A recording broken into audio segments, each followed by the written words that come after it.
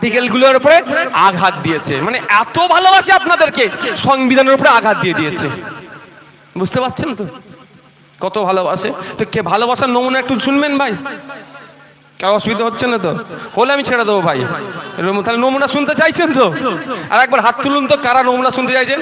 কত ভালোবাসে নমুনা দেখিয়ে দিই। হ্যাঁ, আইনে বলা ছিল এই ওয়াকফ সম্পত্তি নিয়ে কেউ দুর্নীতি করলে 2 বছর পর্যন্ত তার জেল হবে। আর নতুন আইন যেটা নিয়ে এসেছে সেই আইনে কি করেছে জানেন? জেলের কমিয়ে 6 মাস করে দিয়েছে। তাহলে ওয়াকফ সম্পত্তি নিয়ে দুর্নীতি বাড়বে না কমবে? মোদিজি যদি ওয়াকফ সম্পত্তি নিয়ে 2 বছরের জায়গায় 12 বছর জেল করতো, আমি তো স্টেজ থেকে মোদিজিকে স্যালুট দিতাম। তাহলে ওয়াকফ সম্পত্তির দিকে কেউ তাকাতো না। এই উপকার মোদিজি করেছে। কেমন উপকার করেছে জানা আপনাদের দরকার। ইন্ডিয়ান লিমিটেশন অ্যাক্ট 1963, ওই আইনের অনেক ধারা আছে। ওই আইন আমি অর্ডিনারি একটা আইন, যে আপনি জায়গার মালিক হলো, আপনার জায়গায় যদি কেউ 12 বছর বসবাস করে আপনি তাকে তুলতে পারবেন না। ও তোলার চেষ্টা করলে, ও কোর্টে গেলে কিন্তু আপনাকে ওই সত্তার মালিক হয়ে যাচ্ছে। খাতায় কলমে আপনি মালিক থাকলেও ওকে আপনি তুলতে পারবেন না, কারণ 12 বছর একভাবে আছে। এটা লিমিটেশন অ্যাক্ট। আর এই লিমিটেশন অ্যাক্ট কোন ধর্মীয় সম্পত্তির উপরে প্রযোজ্য ছিল না। এই মোদি নতুন আইন করে ওয়াকফের ক্ষেত্রেও এটাকে অমিট করে দিল। প্রিন্সিপাল অ্যাক্ট 1995 এর 107 নম্বর ধারাতে বলা ছিল যে লিমিটেশন অ্যাক্ট ওয়াকফের ক্ষেত্রে প্রযোজ্য নয়। অর্থাৎ ওয়াকফ সম্পত্তির উপরে কেউ যদি 12 বছর কেন, কেউ যদি 22 বছরও বসবাস করে সেই জায়গাটার ক্লেম করতে পারবে না। শুধু ওয়াকফ সম্পত্তি নয়, আমার অনির্বাণদা আছে, অনির্বাণদা হিন্দু সম্প্রদায়ের মানুষ, সেই অনির্বাণদাদের দেবদেবী সম্পত্তির উপরেও যদি কেউ 12 বছর কেন 32 বছর বসবাস করে সে নিজের জন্য ক্লেম করতে পারবে না। গুরুদুয়ারা সম্পত্তির জন্য পারবে না, পার্সি ভাইদের ধর্মীয় সম্পত্তির ক্ষেত্রে পারবে না। এক কথায় সমস্ত ধর্মীয় সম্পত্তির ক্ষেত্রে ক্লেম করতে পারবে না, এতদিন পর্যন্ত ছিল। আর এখন নতুন আইন করে মোদিজি সেটাকে চেঞ্জ করে কি করে দিল? ওয়াকফ সম্পত্তির উপরে লিমিটেশন অ্যাক্ট সরিয়ে দিল। কি ক্ষতি হবে আপনারা বুঝতে পারছেন? একটা উদাহরণ দিলে বুঝতে পারবেন। ক্ষতি এটাই হবে, আমরা দেগঙ্গার ওইদিকে বেড়াচাপাই পীর গোরাচাঁদ আব্বাসী রহমতুল্লাহ আলাইহির নাম শুনেছি, গুগলে সার্চ করলেও পেয়ে যাবেন। ওখানে গিয়ে ওখানে খোঁজ নিয়ে দেখুন, উনার মাজারের 1000 বিঘা ওয়াকফ সম্পত্তি ছিল। কত বিঘা? 1000 বিঘা। কাটতে কাটতে কাটতে কাটতে কাটতে কাটতে আজ থেকে চুরি হয়নি, সে দেশ স্বাধীনের আগে থেকে চুরি হচ্ছে ওয়াকফ। হ্যাঁ, কংগ্রেসের আমলে তারাও কেটেছে, সিপিএম এর আমলে তারাও কেটেছে, তবে বর্তমান দিদির আমলে একটু বেশি কাটা হয়ে গেছে। বলছে আগে মাছ চুরি করতেন, পুরো পুকুর চুরি করে নিয়েছে এরা। করতে করতে মাত্র 5 বিঘাও সম্পত্তি বাকি নাই। তাহলে 995 বিঘা সম্পত্তি লুট হয়ে গেছে। বলছে হরি লুট যেটাকে বলে, করে নিয়েছে।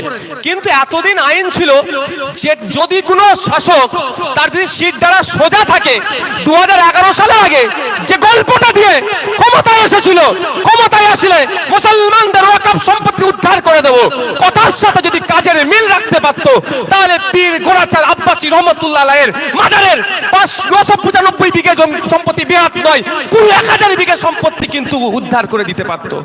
সিট দ্বারা সোজা নাই, উদ্ধার হয়নি। যদি আগামী দিনে কোনো সরকার আসে তার সিট দ্বারা সোজা থাকলে উদ্ধার করে দেবে, এই ভরসা আমরা রাখি। কিন্তু ওই রাস্তাটা এই লিমিটেশন অ্যাক্টকে তুলে দেওয়ার ফলে আর হবে না। মোদিজি যে নতুন আইন নিয়ে এসেছে, এই আইনে আর কোনোদিনের জন্য ওই 995 বিঘা সম্পত্তি ওই মাজার ফিরে পাবে না। এটা মুসলমানদের উপকার করলো না ক্ষতি করলো? বলুন। এর বিরোধিতা আমরা করছি, কারণ সংবিধানের 15 নম্বর আর্টিকেলে বলা হচ্ছে, 14 নম্বর আর্টিকেলে বলা হচ্ছে আপনার ইকুয়ালিটি বিফোর লর কথা বলা হচ্ছে। 15 নম্বর আর্টিকেলে বলা হচ্ছে জাত ধর্ম লিঙ্গ বর্ণ দেখে আলাদাভাবে ট্রিট করা যাবে না। আর আমি তখন প্রশ্ন তুলছি, মুসলমানদের ধর্মীয় সম্পত্তিতে যদি লিমিটেশন অ্যাক্ট লাগু হয়ে যায় তাহলে তো প্রশ্ন আমি তুলবই, আমার রাইট আছে। অন্য অন্য ধর্মীয় সম্পত্তির ক্ষেত্রে কি এই আইনটা আছে না তুলে দেওয়া হয়েছে? তখনই দেখা যাবে কি তখনই বলবে নওশাদ সিদ্দিকী সাম্প্রদায়িক। কিন্তু না, সংবিধান আমাকে বলার অধিকার দিয়েছে। এখানে তো ধর্মের জন্য আলাদাভাবে ব্যবহার করা হচ্ছে না, আপনাকে আপনার উপর অত্যাচার নামানো হচ্ছে। যেখানে আমার হিন্দু ভাইদের ধর্মীয় সম্পত্তিতে যত বছরই বসে থাকুক না কেন ওই দখল নিতে পারবে না। আমার খ্রিস্টান ভাইদের ধর্মীয় সম্পত্তিতে যত বছর বসে থাকুক না কেন দখল নিতে পারবে না। আমার শিখ ভাইদের ধর্মীয় সম্পত্তিতে যত বছরই বসে থাকুক না কেন দখল নিতে পারবে না। সেখানে আইন চেঞ্জ করে মুসলিমদের সম্পত্তিতে 12 বছরের লিমিটেশন একটা চাপিয়ে দেওয়া হলো কেন? এবার 12 বছর বসেছে না 12 ঘন্টা বসেছে না 12 দিন বসেছে, আপনি বলতে পারবো তো? সবই তো ওদের, ঢাল তলোয়ার যা আছে ঢোল সবই ওদের, তো ওদের মানে শাসকের। কেউ 12 ঘন্টা বসে যদি সার্টিফিকেট করে নাই না ও প্রধানকে দিয়ে, না ওই লোকটি 12 বছর ধরে বসে আছে, আপনি কি করবেন বলুন? আপনি কিছু করতে পারবেন? তবে সম্পত্তিগুলো লুটার একটা জায়গা হয়েছে। আমি একটা কথা বলবো অন্য বিষয়ে, তার আগে বলে দিই, এই আমাদের মধ্যে কিন্তু একটা ঢুকিয়ে দেওয়া হচ্ছে এই ওয়াকাফটা মুসলমানদের বিষয়, মুসলমানরা লড়াই করবে। এটা একদম মাথায় রাখবেন না ভাই, এটা শুধু মুসলমানদের বিষয় নয়, এটা কাদের বিষয়? সংবিধান বাঁচানোর বিষয়। আজকে যেটা আমার আগের বক্তা দাদা ঠিক কথা বলেছেন, একদম বাস্তব কথা। আজকে ওয়াকাফ সম্পত্তির উপরে নজর পড়েছে, কালকে গুরুদুয়ারা সম্পত্তির উপরে নজর পড়তে পারে, তারপরের দিনে খ্রিস্টানদের ধর্মীয় সম্পত্তির উপরে নজর পড়তে পারে, তারপরে শিখ ভাইদের পার্সি ভাইদের ধর্মীয় সম্পত্তির উপরে নজর পড়তে পারে। সর্বশেষে আসলে কিন্তু দেবত্ব সম্পত্তিকে ওরা ছেড়ে কথা বলবে না, তুলসী তলাকে ওরা ছেড়ে কথা বলবে না। কারণ এটা কিন্তু ধর্মীয় লড়াই নয়, এটা পুঁজিপতিদের নজর পড়েছে। কলকাতার প্রাইম প্রপার্টি গুলোকে দখল নিতে হবে, দিল্লির প্রাইম প্রপার্টি গুলোকে দখল নিতে হবে, মুম্বাইয়ের প্রাইম প্রপার্টি গুলোকে দখল নিতে হবে। সারা ভারতবর্ষের যত বড় বড় শহর আছে সেই শহরের প্রাইম প্রপার্টি গুলোর মধ্যে ওয়াকফ সম্পত্তি আছে, সেইগুলোকে দখল নিতে হবে। দখল নেওয়ার জন্য আইন চেঞ্জ করেছে। এটা হিন্দু মুসলমানের লড়াই নয়। যদি হিন্দু মুসলমানের লড়াই হতো তাহলে পার্লামেন্টের মধ্যে দাঁড়িয়ে যারা বিজেপির এই নিয়ে আসা না বিলের বিরুদ্ধে লড়াই করেছিল, যারা লড়াই করেছে, তর্ক করেছে, ভোট দিয়েছে, বিরোধিতা করেছে, তার মধ্যে কিন্তু 90 থেকে 95% মানুষ হিন্দু, দলিত, আদিবাসী, খ্রিস্টান, বিভিন্ন ধর্মের মানুষ। যারা সুপ্রিম কোর্টে লড়াই করছে, আমি সুপ্রিম কোর্টে মামলা করেছি, আমার 7টা উকিল আছে সুপ্রিম কোর্টে, তার মধ্যে 4টে তো ভাই মুসলিম সম্প্রদায়ের নয়। কি দরকার তাদের? যদি হিন্দু মুসলমানেরই ব্যাপার হয় এটা কেন লড়াই করবো আমার হয়ে? বলেন ভাই, এটা হিন্দু মুসলমানের লড়াই নয়। লড়াইটা কি? পুঁজিপতিদের বিরুদ্ধে লড়াই, সংবিধানকে যারা আঘাত দিচ্ছে তাদের বিরুদ্ধে সংবিধান প্রেমীদের লড়াই। এই লড়াই শুধু মুসলমান লড়বে না, এই লড়াই শুধু হিন্দু লড়বে না, এই লড়াই নাগরিক লড়বে এই আইনকে প্রত্যাহারের জন্য। অতদিন পর্যন্ত আমাদেরকে লড়ে যেতে হবে যতদিন না পর্যন্ত এই আইনকে প্রত্যাহার করছে কেন্দ্র সরকার। আপনাদেরকে একটা কথা বলি, আর কতক্ষণ টাইম আছে গো আজান হতে? ইমাম সাহেব ভাইরা কতক্ষণ? তাহলে আর কয়েকটা পয়েন্ট বাকি আছে, বলবো। দেখুন, এই একটা জায়গাতে আমার সাথে রাজ্য সরকারের মত পার্থক্য। আমি রাজ্য সরকারকে বলেছিলাম, আমাদের পশ্চিমবাংলা সরকারকে, যে আপনি ইমিডিয়েট বিধানসভা থেকে একটা রেজুলেশন পাস করুন যে এই অসাংবিধানিক, অগণতান্ত্রিক সংবিধানের এতগুলো আর্টিকেলে আঘাত দিচ্ছে, এই বিলকে, এই আইনকে প্রত্যাহার করছি, আমরা এখানে এটাকে গ্রহণ করব না, এই মর্মে একটা রেজুলেশন পাস করানো হোক। আর রাজ্যের পক্ষ থেকে সুপ্রিম কোর্টে মামলা হোক, আর বিধানসভার এই রেজুলেশনের কপিটা ওই মামলাতে অ্যাটাচ করে দেন, তাহলে খেল জমে যাবে। কিন্তু দুর্ভাগ্য, আমার রাজ্যের অভিভাবিকা, রাজ্যের মুখ্যমন্ত্রী চিৎকার করছেন, চেঁচামেচি করছেন, ওয়াকফ লাগু, আইন লাগু হতে দেব না, কিন্তু শুধু মুখেই তিনি বলছেন।